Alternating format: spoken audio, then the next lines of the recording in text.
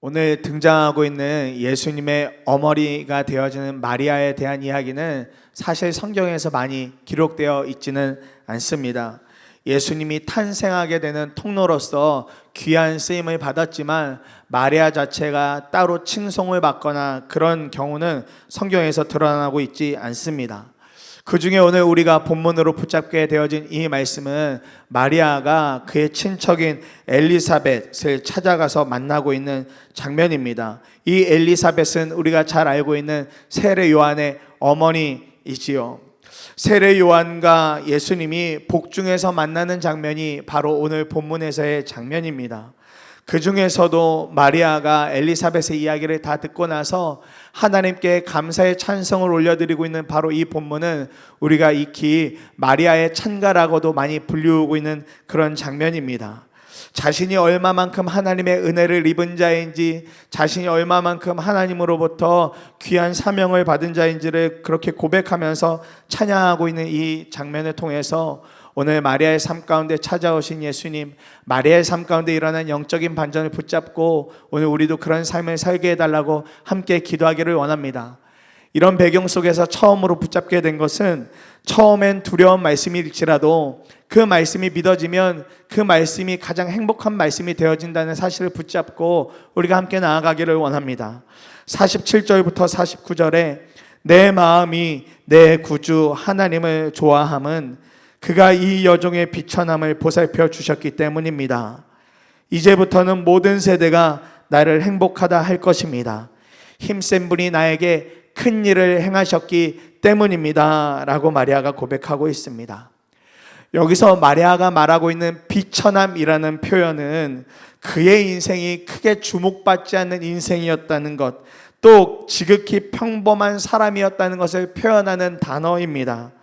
아무리 자신이 생각해 보아도 하나님이나 주변에 있는 사람들에게 있어서 자신이 내세울 것이 전혀 없는, 아무것도 내세울 것이 전혀 없는 신분이며 처지였음을 말하면서 나는 참 비천한 사람이었습니다 라고 마리아가 그렇게 말하고 있는 것이죠. 왜 그런가 하면 말이죠, 마리아도 저와 여러분과 같이 아주 평범한 인생을 살던 사람이었기 때문에 그렇습니다. 그것을 어디에서 살펴볼 수 있느냐면 처음 천사가 마리아를 찾아왔던 그 장면 속에서 우리는 살펴볼 수가 있습니다. 마리아를 찾아온 천사가 갑자기 마리아에게 이야기합니다.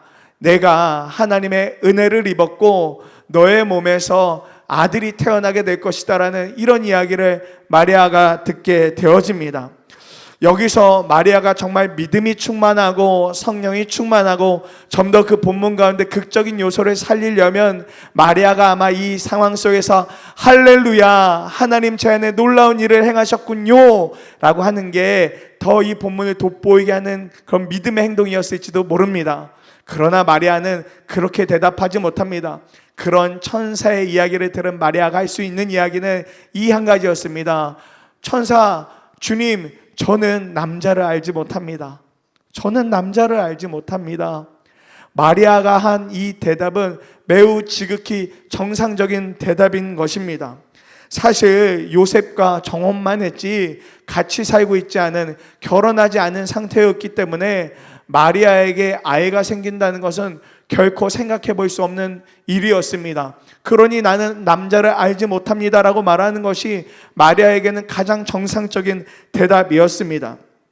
그런데 천사는 나타나서 아기가 생길 것이라고 하니 이 마리아의 마음이 얼마나 복잡했겠습니까? 두렵기도 하고 황당하기도 하고 진짜 이런 일이 생기면 어떡하나 처음엔 아마 무서운 마음도 들었을 것입니다. 아무리 천사가 하는 말일지라도 그 말이 쉽게 그 마음에 담아지거나 다가오지 않았을 것입니다. 그도 그럴 것이 당시에 결혼하지 않은 여인이 아이를 가졌다, 이것은 율법에 의하여서 돌에 맞아 죽는 일이었기 때문에 더더욱 그렇습니다. 그러니 자칫 잘못하면 내가 하나님 말씀 믿었다가 죽을 수도 있겠구나, 하나님 말씀 하나 믿었는데 이러다가 죽을 수 있겠구나, 이런 상황, 이런 마음이 들었을지도 모르는 일이 벌어지게 된 것입니다. 그런데 말씀을 곰곰이 묵상하면서 마리아도 그렇지만 우리도 지극히 평범한 사람이기 때문에 오늘 두려움이 있겠다, 그렇게 생각이 되어졌습니다. 우리가 믿음을 가지고 살아도 삶 가운데 참 두려운 일들이 생기기 마련이죠. 그 중에서도 여러분들 어떤 두려움들이 가장 크십니까?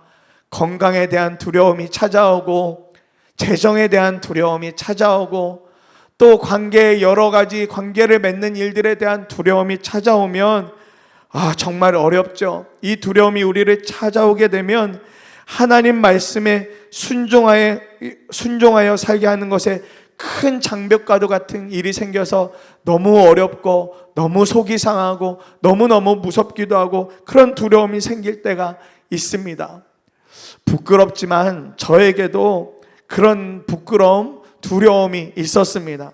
특별히 저에게는 하나님께 드림에 대한 믿음이 부족했던 적이 있었습니다. 하나님 중심으로 재정 구조가 잡히지 않고 제 중심으로 재정의 구조가 잡히던 때가 있었습니다.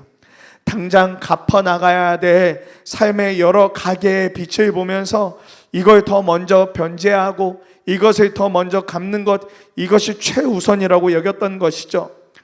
그래서 그런 것을 먼저 다 처리하다 보면 하나님께 제대로 된 11조조차 하기 어려운 때가 있었습니다. 그런데 늘 하나님은 제 마음속에 말씀으로 계속해서 알려주셨습니다. 그럼에도 눈앞의 상황을 보며 이거 먼저 드리면 당장 우리가 먹고 살 것이 부족할 텐데, 당장 이러다가 손가락 빨아야 될 것 같고 식구들 돌보는 것도 어렵겠다는 생각이 많이 들어서 들쭉날쭉한 모습으로 하나님 앞에 나아갔던 그런 부끄러운 모습이 있었습니다. 당시에는 이거 말씀만 따라 살다가는 우리 가정 어떻게 될 것 같은 두려움이 저에게는 하나님의 말씀을 믿는 것보다 더 큰 두려움으로 제 마음에 다가왔던 적이 있었습니다.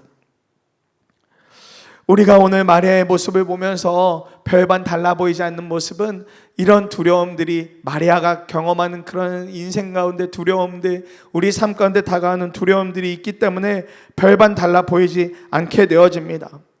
그러나 이 마리아가 하나님의 천사의 말씀을 계속 듣다가 그의 마음이 바뀌어서 이제는 그 말씀 가운데 반응하는 상태가 되어지는데, 그 말씀을 누가복음 1장 38절에서는 이렇게 기록하고 있습니다. 마리아가 말하였다. 보십시오, 나는 주님의 여종입니다. 당신의 말씀대로 나에게 이루어지기를 바랍니다 라고 마리아가 이제는 고백을 하게 되어집니다.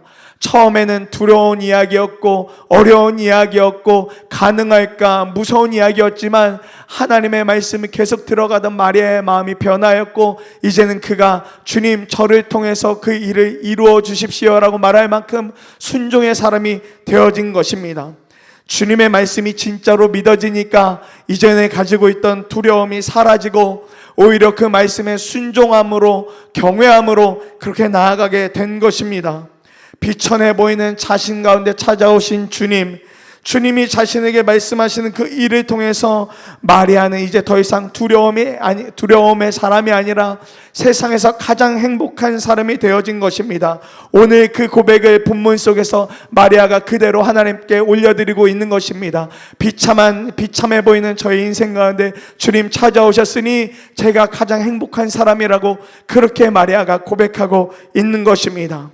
더 이상 마리아는 사람들의 시선이나 자신에게 닥쳐온 환경이나 여러 것들, 눈에 보여지는 것들, 그것이 중요하지 않은 그런 사람이 되어진 것입니다. 지난 토요일에 저희 교회에 오셔서 말씀을 나눠주셨던, 우리 교회학교 아이들에게 말씀 나눠주셨던 오선아 작가님께서 작가 생활을 처음 시작할 때 이야기를 나눠주시면서 그때 정말 힘들었다고, 어려웠다고 그렇게 말씀하시더라고요. 어디서나 그렇지만 직장에 처음 들어가고 막내의 삶이라는 것이 늘 고난의 연속이죠. 매일같이 마음이 무너지고 너무 힘든 생활을 하셨답니다. 원고라도 작가니까 원고라도 하나 써서 가면 이거밖에 못하는 둥, 이게 어떻게 글이 나는 둥, 여러 이야기를 들으면서 정말 마음이 많이 상하고 힘이 드시더래요. 그러니까 세상도 두려워지고 직장 선배들은 더 두렵고 어렵고 힘든 그런 존재였답니다. 그러다가 어느 날 너무 낙심한 마음 가운데 그래도 그날에 이렇게 성경 본인이 읽어가던 본문에 따라서 누가복음 19장을 읽어 나가는데 예수님이 삭개오를 만나는 그 장면의 성경을 읽다가 그 말씀이 마음에 툭하니 걸리시더랍니다.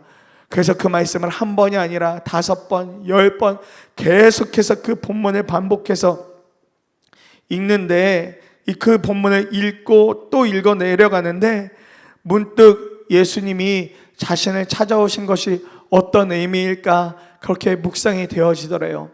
내 인생이 그저 마트에서 그냥 덤으로 하나 더 주는 사은품 같은 존재, 하나님 나를 그 정도로만 여기시는 인생일까?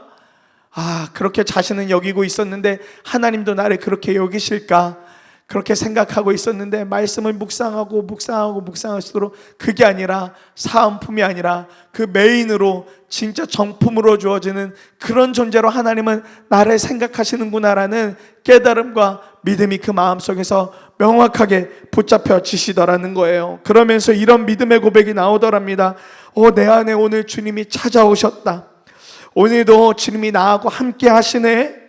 이 마음 하나가 분명하게 믿어지니까 상황은 전혀 바뀌지 않은 막내 작가의 생활, 여전히 무서워 보이는 선배들, 그런 상황가운데 있었지만 마음이 바뀌어지니까 더 이상 선배들을 대하는 것이 어렵지 않고 원고를 바꿔오라는 것이 어려운 일이 아니라 네, 하겠습니다. 네, 바꿔보겠습니다. 라고 긍정적으로 바뀌어지는 그런 상태가 되어졌다고 그렇게 고백하시더래요. 그러니까 더 이상 마음이 상하지 않으시더랍니다.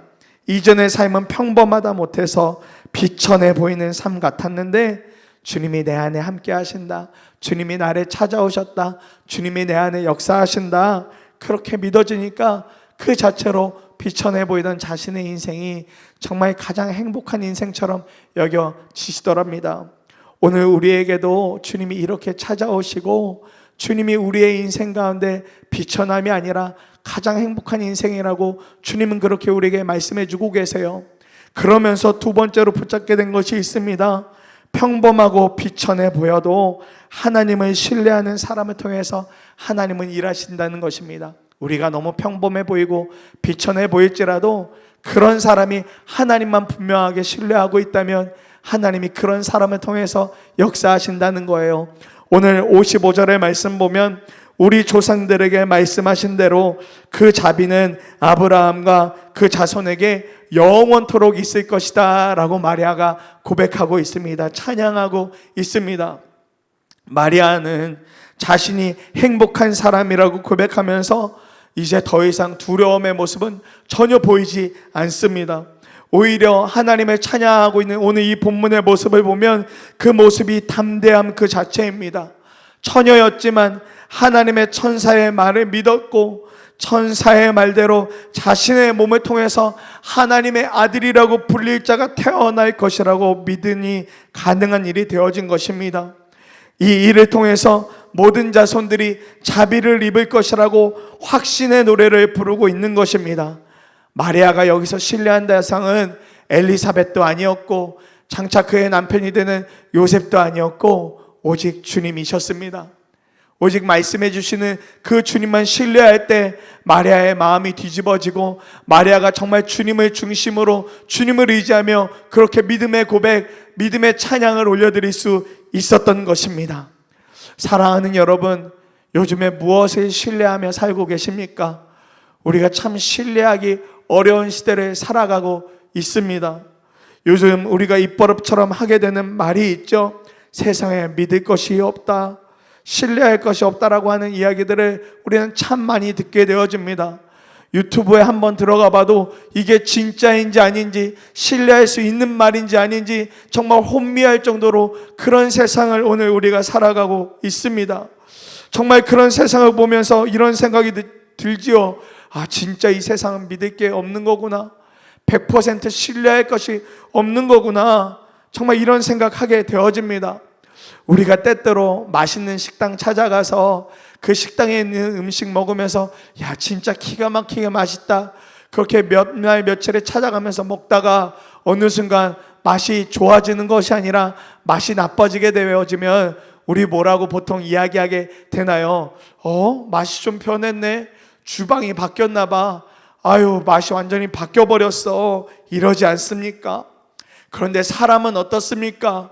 처음에 간이고 쓸개고 다 내어줄 것 같던 사람이 어느 날 어느 한순간부터 나를 완전히 모른 척하기 시작하면, 내 이야기에 대해서 동의해 주지 않으면 우리는 그것 때문에 너무 속 아파하고 너무 씁쓸해하고 너무 가슴 아파하지 않습니까? 세상은 다 변하기 마련인 것이죠. 우리가 살고 있는 세상에서 무엇을 우리가 100% 다 신뢰할 수 있겠습니까? 그러나 사랑하는 여러분, 이러한 우리에게 진짜 기쁜 소식은, 세상이 다 변하는 것 같고 진짜 세상은 다 변해나가지만 변하지 않는 한 분이 계시다는 사실입니다. 바로 하나님이십니다. 창조의 때에나 아브라함의 때에나 예수 그리스도의 때에나 또 우리가 살고 있는 지금이나 앞으로도 변하지 않는 그분이 바로 우리 주님이 되어 주십니다. 마리아는 바로 그 하나님을, 그 주님을 온전히 신뢰했던 증인인 것입니다. 그러니 두려움이 가득하고 연약하고 평범하고 비천해 보이는 이 여인을 통해서, 이 여인이 하나님을 신뢰하게 되었을 때 하나님은 이러한 여인을 통해서 하나님의 일을 하실 수 있으셨던 것입니다. 하나님의 일하심은 유능하고 뛰어난 사람들만의 것이 아닙니다. 때로는 우리가 인생을 살아가면서 너무 힘이 드니까 이런 말 하게 될 때가 있죠. 난 믿음이 부족해서 안 되고, 난 연약해서 안 되고, 나는 나이가 많아서 혹은 나이가 너무 어려서 안 되고, 나는 성경적인 지식도 적어서 안 되고, 직장과 아이 돌봄에 지쳐서 안 되고 못하고, 여러 타당한 이유와 연약해 보이는 이유들로 우리는 하나님의 통로가 될 수 없다고, 하나님의 은혜를 흘려보내는 그 길이 될 수 없다고 그렇게 스스로 자멸하듯이 말할 때가 있습니다. 그러나 하나님은 환경과 상황이 만만치 않아도 하나님을 신뢰하는 바로 그 사람, 믿음이 좀 연약해도, 성경적인 지식이 좀 부족해도, 나이가 많고 적은가 상관없이 하나님을 정말 신실하게 신뢰하는 그 사람을 통해서 일하십니다. 이것이 비천한 우리가 진짜 행복한 길로 나아가게 되어지는 놀라운 반전, 놀라운 은혜가 되어지는 것입니다. 나의 끝 예수의 시작이라는 책에 보면 코리 텐붐 여사가 주님을 위한 도보 여행이라는 책을 인용한 부분이 나옵니다. 이 책에서 코리 텐붐 여사는 냉전 시기에 기독교를 핍박하던 러시아에서 한 여인을 만났던 이야기를 그녀의 책에서 기록해 놓았는데, 그것을 다시 나의 끝 예수의 시작이라는 책에서 인용하고 있습니다. 내용이 이렇습니다. 이 여인은 늙고 병들어 소파에 푹 기대어 앉아 있었다. 다발성 경화증이 이 여인의 몸을 망가뜨릴 대로 다 망가뜨렸다. 몸이 사방으로 뒤틀려 쿠션에 의지해야만 겨우 앉을 수 있었다. 거동이 일체 불가능해서 식사부터 배변까지 모든 면에서 남편의 도움을 받아야 했다. 몸 전체에서 그녀가 움직일 수 있는 부분은 오른손의 집게손가락이 유일했다. 그 외에 다른 부분은 석고상이나 다름없었다. 그러나 이 여인은 그 손가락 하나로 놀라운 일을 해냈다. 집게손가락 하나는 밤낮으로 타자기 자판 위를 움직여 단어와 문장, 문단을 만들어냈다. 그녀는 성경과 여러 기독교 신앙 서적을 러시아어로 번역하는 사역을 했다. 주름 가득한 그 손가락 하나는 철자 하나를 치려면 한참이 걸렸다. 하지만 그 느린 움직임으로 차근차근 책 한 권을 완성해가는 모습이란 감동 그 자체였다. 어느 날 코리 텐붐이 그 여인의 집을 방문했다. 소파에 묶여있는 뒤틀리고 뼈만 앙상한 몸을 보자니 깊은 연민이 밀려왔다. 오 주님, 이 불쌍한 이 여인을 왜 치유해 주시지 않나요? 이 여인의 남편은 코리 텐붐이 말할 수 없이 안타까워하는 모습을 보고 이렇게 말했다. 아내가 아픈 데는 하나님의 특별한 목적이 있답니다. 이 도시에 모든 그리스도인은 비밀 경찰의 철통 같은 감시를 받지요. 하지만 아내가 오랫동안 중병을 알아온 탓에 이곳은 아무도 들여다보지 않는답니다. 덕분에 아내는 비밀 경찰에게 들키지 않고 다른 언어들을 러시아 언어로 번역할 수 있는 유일한 사람, 그래서 하나님을 전할 수 있는 유일한 지금의 통로가 되었습니다. 이렇게 남편이 이야기했다는 겁니다. 우리의 눈으로 보면 비천해 보이죠.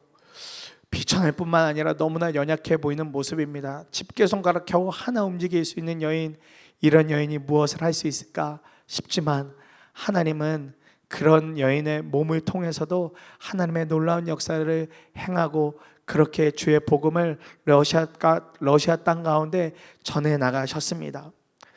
말씀을 마무리합니다. 사랑하는 여러분, 우리가 계속해서 이제는 이런 말을 그쳐내고 좀 더 하나님을 주목해야 되겠습니다. 주님, 저 너무 평범해요. 주님, 저 너무 연약합니다. 저는 세상 가장 비참하고 어려운 인생을 지금 살아가고 있습니다. 그래서 주님을 위해서 해드릴 것이 없습니다. 그런데 여러분, 성경은 전혀 아니라고 말합니다. 하나님을 신뢰한다면, 하나님의 말씀을 믿는 사람이라면 하나님은 반드시 그 사람을 통해서 하나님의 계획, 하나님의 일을 해 나가십니다.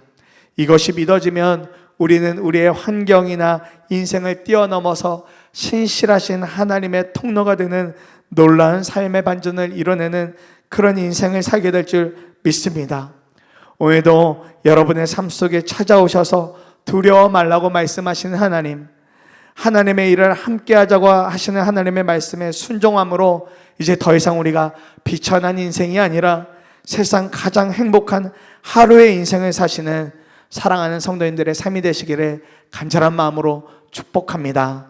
오늘도 이 말씀을 붙잡고 딱 한 번만 그렇게 하나님 앞에 기도하길 원하는데요. 47절